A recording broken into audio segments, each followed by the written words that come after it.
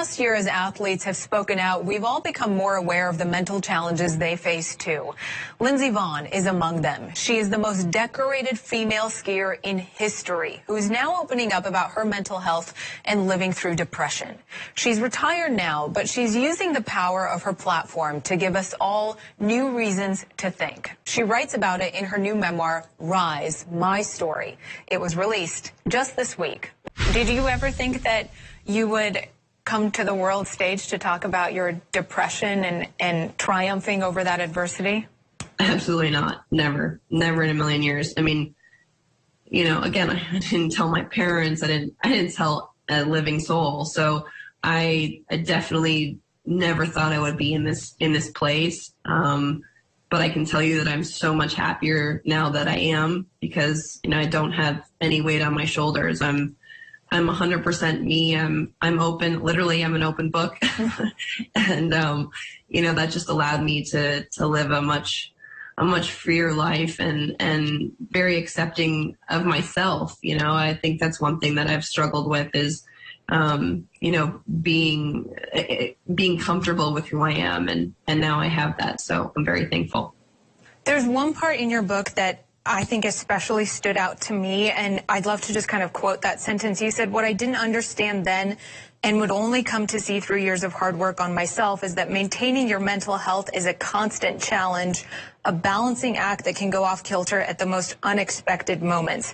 So that line stood out to me because whatever you're dealing with in life, depression or any kind of mental illness or any challenge you have, it's not a linear path. There's ups and downs, and you feel like you put in all this hard work and then suddenly something comes at you from left field and you feel like all of that's gone out the door. What's your message on that to not give up or to continue through those really tough times? Well, yeah, I mean, like I said, you know, anything can set you off and derail you. And it's a matter of, you know, you working on yourself every day. You know, for me, what helped a lot was journaling, and, you know, taking time for myself. My dogs helped a lot just to kind of keep that balance emotionally that I needed. And obviously therapy, you know.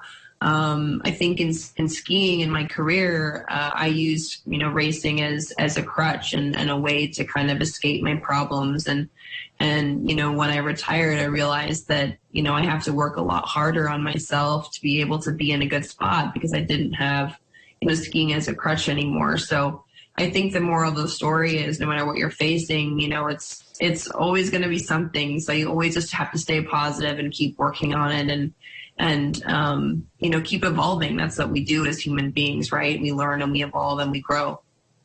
Is there something that would have helped you back then to maybe make it easier for you to deal with your depression?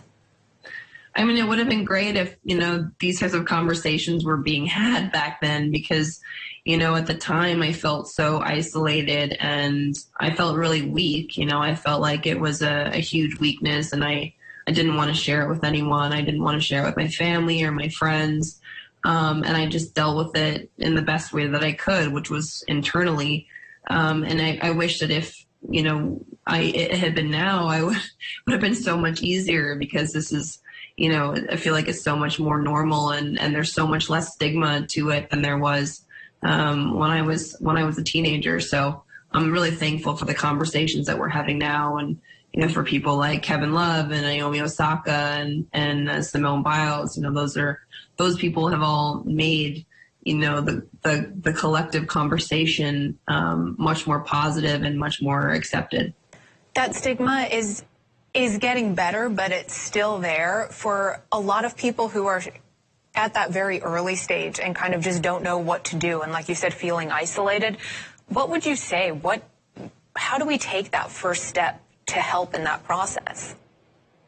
I mean, I was really scared and I didn't want to admit that, you know, that I had depression for a long time. And I think the advice that I would give is just take that first step, you know, tell somebody about it, you know, get support, whether that's from a friend or a family member or a therapist, because it makes such a big difference. You know, once you make that first step, everything becomes so much easier because, you know, again, you do have so many people that can relate to you and can help you, and there's no reason to be that isolated. You know, there are so many resources now.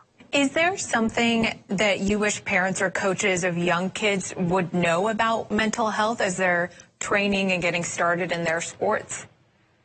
I think one thing that I've really learned from a lot of people that I've talked to, a lot of athletes that I feel like I've talked to about mental health, is that when their parents are supportive and open, they've dealt with it a lot better. And when they know their parent is always there, that makes a huge difference. I know a good friend of mine, Alice Merriweather, she struggled with anorexia, and she felt like her parents were always there, no matter what, and that gave her a lot of strength. So I feel like parents, if they can be open and not judging and just really be supportive and be there for their kids, and having them know that they're always there is going to be huge in helping them overcome whatever mental health battle they have. How are you dealing with it nowadays as an adult? This has been a journey for you too, and that early process of reaching out for help and getting help is so critical. But for someone who's been in it for a while and maintaining it, what do you go through day to day now to keep your mental health in check? I talk to my therapist. I'm in a good routine now. I think when I retired, the calls were much more frequent, the in-person visits were much more frequent, but, I feel like I'm in a good place, but that doesn't mean, that I let it go. I'm doing check-ins usually once a month, sometimes more, and I still keep up with my journaling. I think that's really important. And, I just take time for myself. I'm someone that tends to overwork, so it's important for me to find that balance and make sure that, I don't get run down, because a lot of times that's what, can be a trigger for me. So it's finding that balance and getting that support from my friends and family and my therapist, and not thinking that when I'm in a good place, it's always going to stay there. It's a constant work in progress, and that's important not to forget. Why is it so important that we continue to openly talk about mental health in our society? I think that, it just gives us more empathy for each other.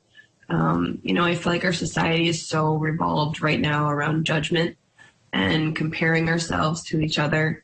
And I think one thing mental health does, and this conversation does, is really open the door for empathy and compassion for each other. And, no one knows what we're going through, but, we can all relate in some way, shape, or form. So it's a matter of, being there for each other and allowing the openness of the conversation to be there so that everyone feels comfortable and everyone can make the progress and be healthy in the way that they need to be. Thank you so much. Thank you. I appreciate it.